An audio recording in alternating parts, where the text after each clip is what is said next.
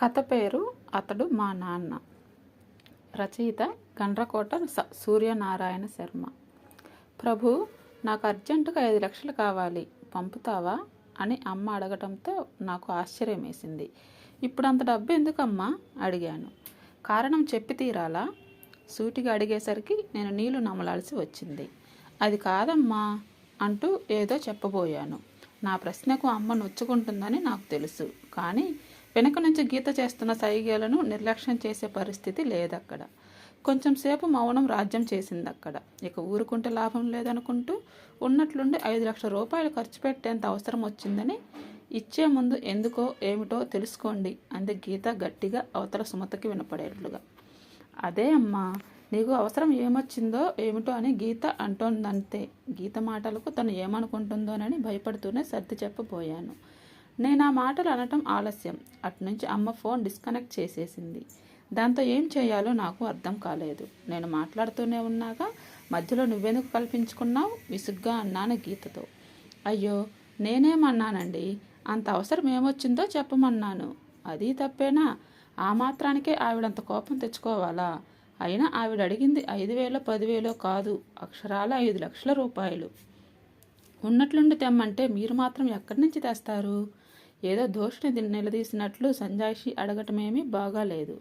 అలా అడిగితే ఎవరికైనా కోపం వస్తుంది. అమ్మ సంగతి నీకు తెలుసు కదా. ఒకరితో మాట పడదు. మధ్యలో నువ్వు మాట్లాడకుండా ఉండాల్సింది. మహానుభావ, మీకో దన్నం, మీ అమ్మగారికో దన్నం. డబ్బిచ్చేది మీరు, తీసుకునేది ఆవిడ. మధ్యలో నాదేముంది? బయట దాన్ని, సరేనా? ఇంకెప్పుడు నేను మీ మధ్యకు రాను అని 2 చేతులు జోడించి దండం పెడుతూ విసవిసా తమ బెడ్రూమ్లోకి వెళ్ళిపోయింది. నాకేం చేయాలో పాలుపోలేదు. మా అమ్మకు ఏకైక వారసుని నేను. సాఫ్ట్వేర్ ఉద్యోగినైనా నేను నా ఉద్యోగ ధర్మంలో భాగంగా ప్రస్తుతం బెంగళూరులో పనిచేస్తున్నా. నాన్న కట్టించిన సొంత ఇల్లు తెనాలిలో ఉండటంతో అమ్మ అక్కడే ఉండిపోయింది. పోతూ పోతూ నాన్న ఆ ఇంటిని అమ్మ పేరున రాసి వెళ్ళిపోయాడు. తన భర్త తిరుగాడిన ఆ ఇంట్లోనే తన శేష జీవితం సాగిపోవాలని అమ్మ కోరిక. అందుకే ఒక స్కూల్లో టీచర్గా పనిచేస్తూ అక్కడే తన కాలం వెళ్ళబుచ్చుతోంది. నాతో వచ్చి ఉండమని నేనెంత బ్రతిమాలినా ససేమిరా అంది. మా ఇల్లు తెనాలిలో ఉంది. అది 2 వాటాల చిన్న పెంకుటిల్లు. ఒక వాటా అద్దెకిచ్చి ఒక వాటాలో అమ్మ ఉంటుంది. నాన్న పెన్షను, తనకు స్కూల్లో వచ్చే జీతము కాక ఇంటి అద్దె కూడా వస్తుండటంతో అమ్మకు హాయిగా గడిచిపోతుంది. అయినా నేను నెల నెల అమ్మ అకౌంట్లో ఎంతో కొంత డబ్బు జమ చేస్తూ వచ్చాను. తనకు డబ్బు అవసరం లేదని అమ్మ చెప్పినా నా సంతృప్తి కోసం డబ్బు పంపించేవాడిని. నేను అమ్మకు డబ్బు పంపుతున్నప్పుడల్లా అత్తయ్య గారికి ఎందుకు ప్రతి నెల డబ్బు పంపుతారు? ఆవిడ ఒక్కతికి ఏం ఖర్చులుంటాయి అక్కడ? ఆవిడేమీ అడగట్లేదు కదా, ఎందుకు డబ్బు పంపుతారు అని పోరుతుండేది గీత. అయినా తన మాటలు అతను పట్టించుకునేవాడిని కాదు. అది నా బాధ్యతగా భావించాడు తప్ప ఎందుకు పంపాలి అని ఎప్పుడూ అనుకోలేదు. కానీ ఇప్పుడు మొదటిసారి నోరు తెరిచి డబ్బు కావాలని అడిగింది. అదేమి చిన్న మొత్తం కాకపోయినా ఆ డబ్బు సర్దటం నాకు పెద్ద కష్టమేమీ కాదు. ఎందుకంటే మా కంపెనీ నాకు 7 అంకెల జీతంతో పాటు కారు, క్వార్టర్స్ లాంటి అన్ని సదుపాయాలు సమకూర్చింది. నిజానికి ఇప్పుడంత డబ్బెందుకు అని నేను అడిగేవాడిని కాదు. కానీ ఎన్నో రోజులుగా డబ్బెందుకు పంపటం అంటూ అనుక్షణం పోరు పెడుతున్న గీత మాటలు నా మెదడులో ఏమూలో పేరుకుపోయి అసంకల్పితంగా ఇప్పుడు బయటకు వచ్చేశాయి అనుకుంటా. అమ్మకి కోపం వచ్చి ఫోన్ కట్ చేసిందని అర్థమయ్యాక ఇక నాకు నిద్ర పట్టలేదు. నాన్న పోయినప్పటి నుంచి అమ్మే అన్నీ అయి నన్ను పెంచి పెద్ద చేసింది. నాన్న చేసే ఉద్యోగం తనకు రావడంతో ఒక పక్క ఉద్యోగ బాధ్యతలు నిర్వహిస్తూనే మరో పక్క నా ఆలనా పాలన ఎంతో జాగ్రత్తగా చూసుకునేది. ఏ లోపము రాకుండా ఎంతో గారాబంగా నన్ను పెంచి పెద్ద చేసింది. అమ్మ ఎంతో క్రమశిక్షణతో నన్ను పెంచటమే నేటి నా ఈ స్థాయికి కారణమనటంలో ఏమాత్రం అతిశయోక్తి లేదు. ఆ తర్వాత నాకు పెళ్లి చేసి తన బాధ్యత నెరవేర్చుకుంది. ఇంత చేసిన అమ్మకి అడగగానే డబ్బు ఇవ్వకపోగా ఎందుకు అని సంజాయిషి అడిగినందుకు నన్ను నేనే నిందించుకున్నాను. ఇక ఆ రాత్రి నాకు నిద్ర కూడా సరిగా పట్టలేదు. అయినా 5 లక్షల రూపాయలు ఏం చేసుకుంటుంది? ఏదైనా గుడి కట్టడానికి చందా ఇస్తోందా, లేకపోతే ఏదైనా అనాథాశ్రమానికి విరాళం ఇస్తోందో? ఉన్నట్టుండి అంత డబ్బెందుకు అడిగింది? ఏదో పెద్ద అవసరమే లేకుంటే అమ్మ నోరు తెరిచి అడిగేది కాదని నాకు తెలుసు. అందుకనే నేనే పర్సనల్గా వెళ్ళి 5 లక్షలు అమ్మ చేతికి ఇద్దామని నిర్ణయించుకున్నాను. కానీ ఆఫీసు పని ఒత్తిడిలో పడి కాస్త ఆలస్యం చేశాను. ఈలోగా శ్యామ్ గాడి నుండి వచ్చింది ఫోన్. ఏరా, మీరు ఇల్లు తాకట్టు పెట్టారట, అంత డబ్బు అవసరమేం వచ్చింది నీకు అన్న శ్యామ్ మాటలకు నా బుర్ర తిరిగిపోయింది. ఏం మాట్లాడుతున్నావురా? మేమేమిటి, ఇల్లు తాకట్టు పెట్టడం ఏమిటి అన్నాను. అదేంట్రా, నీకు తెలియనట్లే మాట్లాడుతున్నావు. మీ ఇల్లు ఆ బ్రోకర్ పాపారావు దగ్గర తాకట్టు పెట్టి మీ అమ్మ 10 లక్షలు తీసుకున్నారట. నాకు ఇప్పుడే తెలిసింది. నేనేమీ మాట్లాడలేకపోయాను. నాతో ఒక్క మాట అయినా చెప్పకుండా అమ్మ ఇల్లు తాకట్టు పెట్టడం ఏమిటి అనుకున్నాను. నేను డబ్బు పంపలేదని అమ్మ ఈ పని చేసిందా? అసలు సంగతి ఏమిటో కనుక్కుందామని అమ్మకి ఫోన్ చేశాను. కాల్ కలవకపోవడంతో మళ్ళీ శ్యామ్కి చేశాను. అరే, అమ్మ ఫోన్ కలవటం లేదు, ఒకసారి అమ్మ దగ్గరికి వెళ్ళి నాతో మాట్లాడమని చెప్తావా అంటూ. శ్యామ్ సరే అన్నాడు. మరో 10 నిమిషాల తర్వాత వాడి నుంచి ఫోన్. ప్రభు, మీ ఇంటికి తాళం వేసిందిరా. అద్దెకున్న వాళ్ళని అడిగాను, వాళ్ళ అమ్మ గుంటూరు వెళ్ళిందని చెప్పారు అంటూ. మళ్ళీ అమ్మ ఫోన్కి ట్రై చేసి కలవకపోవడంతో నాకెందుకో గాబరా పుట్టింది. అందుకే మర్నాడు సాయంత్రం 6:30కు బెంగళూరులో ఫ్లైట్ ఎక్కాను. విజయవాడలో దిగగానే అమ్మకి ఫోన్ చేశాను. అదృష్టవశాత్తు కాల్ కలిసింది. వెంటనే నేను తెనాలి వస్తున్నట్లు చెప్పాను. అది విని అమ్మ, నేను ఇప్పుడు తెనాలిలో లేను నాన్న, గుంటూరులో ఉన్నాను. నువ్వో పని చెయ్యి, రజని అక్క ఇంటికి వచ్చేయి అంది. రజని మా నాన్న పెదనాన్న కూతురు, గుంటూరులో ఉంటుంది. బావకి టెలిఫోన్ డిపార్ట్మెంట్లో ఉద్యోగం. ఇంట్లో అడుగు పెట్టేసరికి అక్క ఎదురొచ్చి, రారా, పిన్ని చెప్పింది నువ్వు వస్తున్నావని. తను ఇందాకే ఆసుపత్రికి వెళ్ళింది. నువ్వు స్నానం చేసి ఫ్రెష్ అవ్వు, ఈలోగా తను వచ్చేస్తుందిలే అంది. ఆ మాట వినగానే నేను కంగారు పడి, ఆసుపత్రికా? ఎందుకు? ఏమైంది అమ్మకి అని అడిగాను. పిన్నికేమీ కాలేదురా, గాబరా పడకు. తెలిసిన వాళ్ళకి ఎవరికి ఆరోగ్యం బాగా లేకపోతే తనే ఇక్కడ గవర్నమెంట్ ఆసుపత్రిలో చేర్పించిందట. తెలిసిన వాళ్ళ? ఎవరక్క? ఏమోరా, నాకు సరిగ్గా తెలియదు. ఒక్కసారైనా పిన్నితో నేను ఆసుపత్రికి వెళ్ళొద్దాం అనుకున్నాను, కానీ ఎక్కడ. ఈ మధ్య ఒక స్కూల్లో టీచర్గా చేశాను. దాంతో ఇక ఆసుపత్రికి వెళ్ళటానికి కుదిరితేనా? సరేలే, నేను వచ్చాగా, అదంతా నేను చూసుకుంటానులే అన్నాను. తొందరగా ఫ్రెష్ అయ్యి వచ్చేయి, ఎప్పుడు తిన్నావో ఏమిటో, వంట రెడీ అయింది. ఇదిగో క్షణాల్లో వస్తా అంటూ బాత్రూంలోకి వెళ్ళబోతుండగా వెనక నుంచి, గుర్తొచ్చిందిరా, పిన్ని ఆసుపత్రిలో చేర్చింది ఎవరో శంకర అన్నట, నీకు తెలిసే ఉండొచ్చు అన్న అక్క మాటలు వినిపించి ఆశ్చర్యపోయాను. శంకరం, ఈ పేరు నా చిన్నప్పటి నుంచి నా చెవుల్లో మారు మ్రోగుతూనే ఉంది. నా ఊహ తెలిసేసరికి నాన్న చనిపోవటంతో ఇక నాకు అమ్మే లోకమైంది. అమ్మ డ్యూటీకి వెళ్తూ నన్ను మా స్కూల్ దగ్గర డ్రాప్ చేసి వెళ్ళేది. అయితే మాకేమీ సొంత వెహికల్ ఉండేది కాదు. ఉదయాన్నే మేము బయలుదేరే సమయానికి శంకరం తన రిక్షాతో మా ఇంటి ముందు రెడీగా ఉండేవాడు.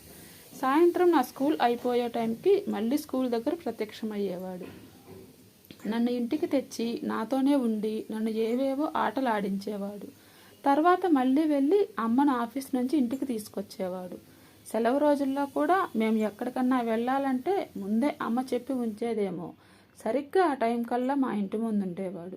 అప్పట్లో నాకు తెలియదు కానీ ఇప్పుడు తలుచుకుంటుంటే అమ్మని చూడగానే వాడి ముఖంలో ఏదో తెలియని ఒక ఆనందం కనిపించేదని నాకు అనిపిస్తోంది.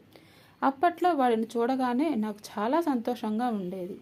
అయితే నాకు వయసు వచ్చే కొద్దీ వాడు మా ఇంటికి వస్తుంటే నాకు చిరాకుగా అనిపించడం మొదలుపెట్టసాగింది. నేను ఒకరోజు వాడిని ఒరే అని పిలిచాను. వెంటనే అమ్మ నన్ను దగ్గరకు తీసుకొని, తప్పు నాన్న, శంకర్ నీకన్నా పెద్దవాడు కదా, అలా పిలవచ్చా అంటూ సున్నితంగా మందలించింది.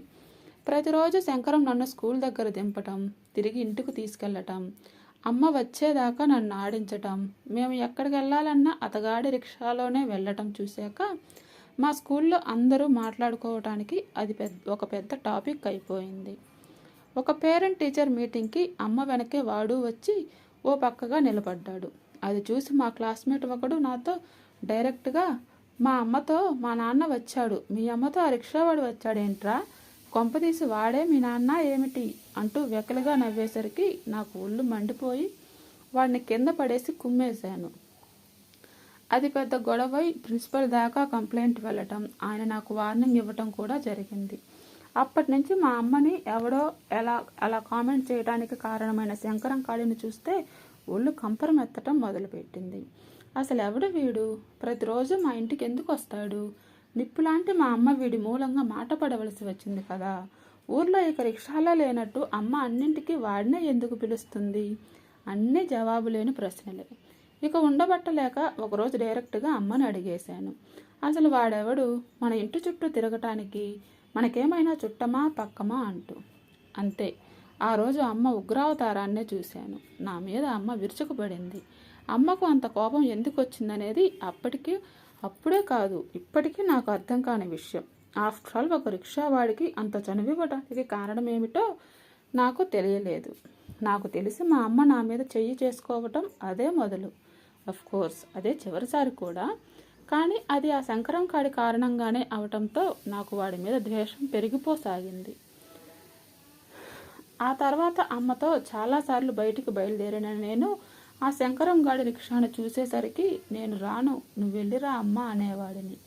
అప్పుడప్పుడు మేము ఎక్కడికి వెళ్ళాలనుకొని ఆటోలో వెళ్దాం అమ్మా అని నేనంటే, ఎందుకు నాన్న, డబ్బులు దండగా, మన శంకర్ రిక్షా అయితే తక్కువలో వస్తుంది కదా అనేది.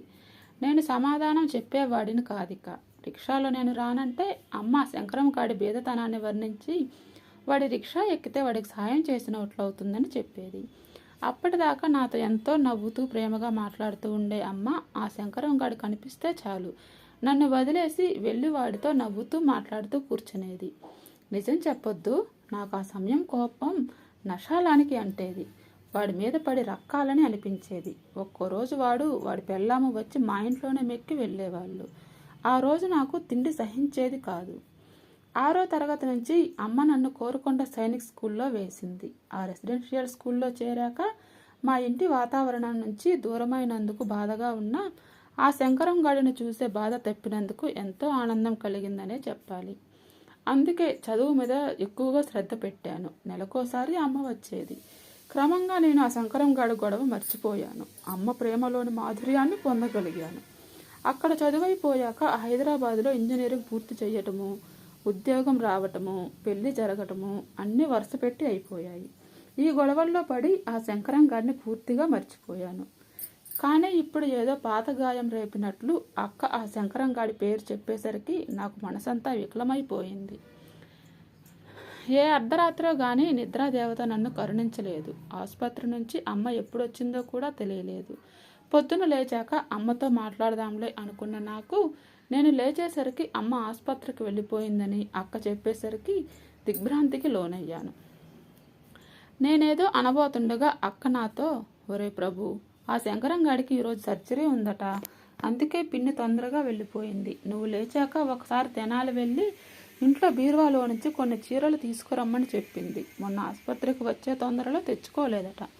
వెళ్ళి తొందరగా భోజనం టైం కల్లా వచ్చేసేయి. ఆ వెళ్ళేటప్పుడు ఇంటికి తాళాలు తీసుకెళ్ళటం మర్చిపోకురోయ్ అని చెప్పింది.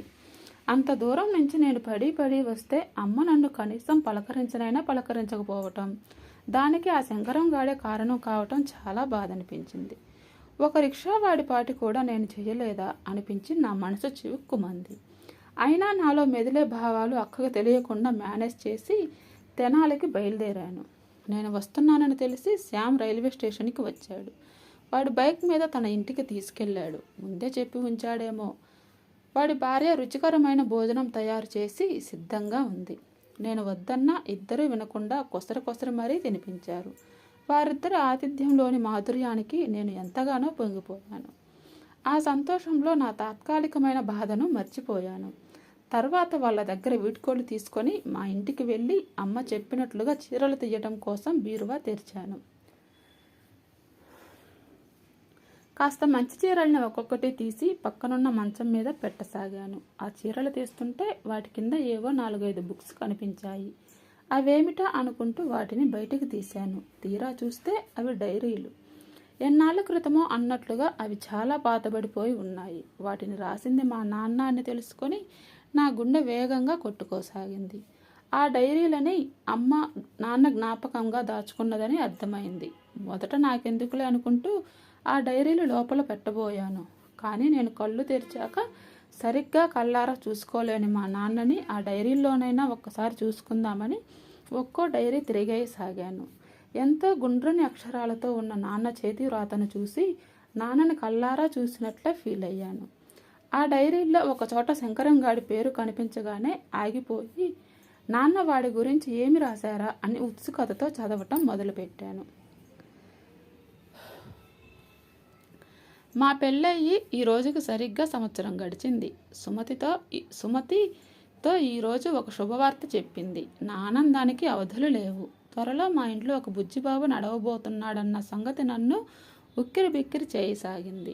ఈ సంతోష సమయంలో సుమతిని సెకండ్ షో సినిమాకి తీసుకెళ్దామని ప్లాన్ చేశాను.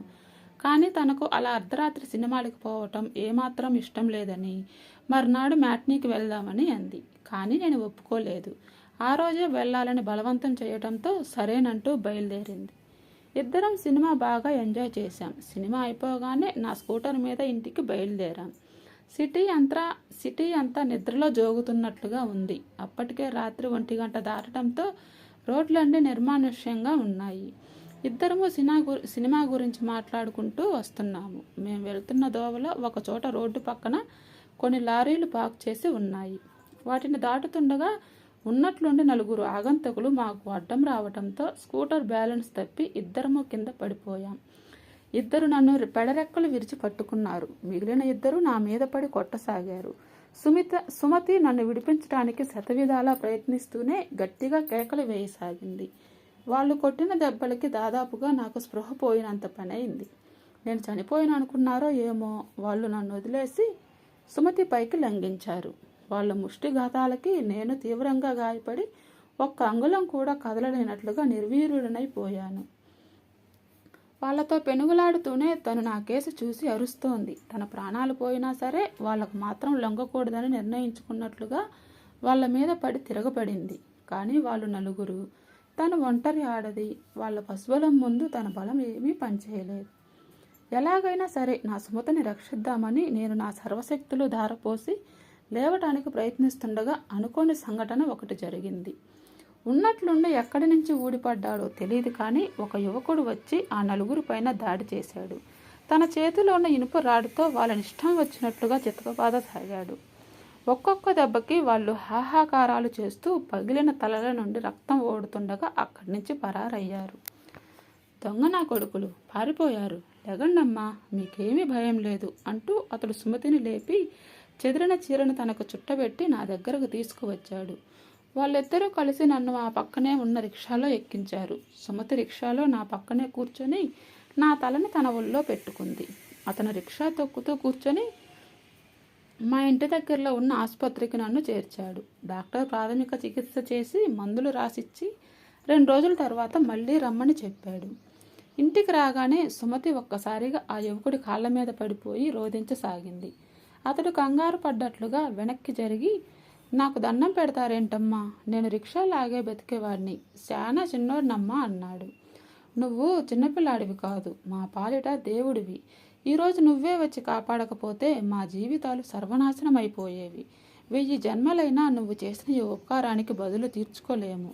చనిపోయిన మా నాన్న తన స్థానం భర్తీ చేయమని నిన్ను పంపారేమో, అందుకే ఈ రోజు నుంచి నువ్వే మా నాన్నవి అంటూ అతని పాదాలపై పడిపోయింది. నేను కూడా అతనికి చేతులు జోడించి నమస్కరించాను. తర్వాత అతడు మాటల్లో చెప్పాడు.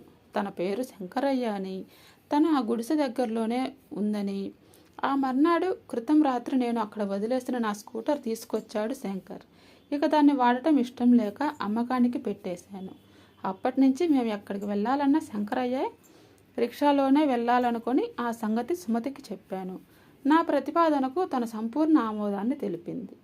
మా నాన్న స్వహస్తాలతో రాసింది చదివి నేను నిశ్చేష్టుడనైపోయాను. ఎంతసేపు అలా కదలకుండా ఉండిపోయానో నాకే తెలియదు. చిన్నప్పటి నుంచి శంకరంగాడు అంటూ అకారణంగా నేను ఎవరి మీదైతే ద్వేషం పెంచుకున్నానో ఆ శంకరం నిజంగానే ఒక గాడ్ అని తెలిసి వచ్చింది. అలాంటి దేవుడి కాళ్ళపై పడి క్షమాపణలు అడిగితే గాని నా పాపానికి నిష్కృతి లేదని అనుకుంటూ అక్కడి నుంచి లేచి మెల్లగా మా తాతయ్యని కలవటం కోసం బయటికి నడిచాను. ఓకే ఫ్రెండ్స్, స్టోరీ అయిపోయింది. స్టోరీ నచ్చితే లైక్ చేయండి, షేర్ చేయండి, దయచేసి నా ఛానల్ని సబ్స్క్రైబ్ చేయండి. Thank you friends.